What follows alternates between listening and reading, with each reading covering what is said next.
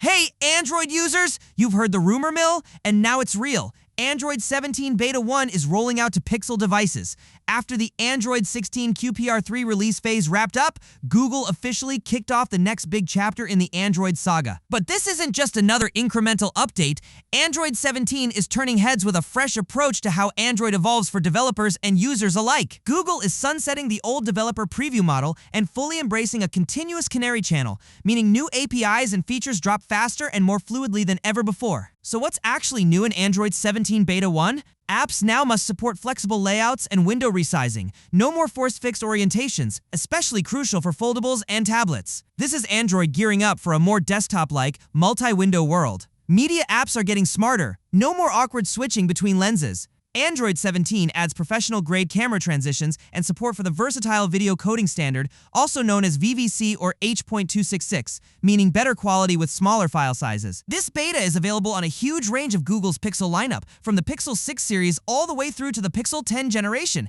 and you can jump in via the Android beta program. See you in the next one!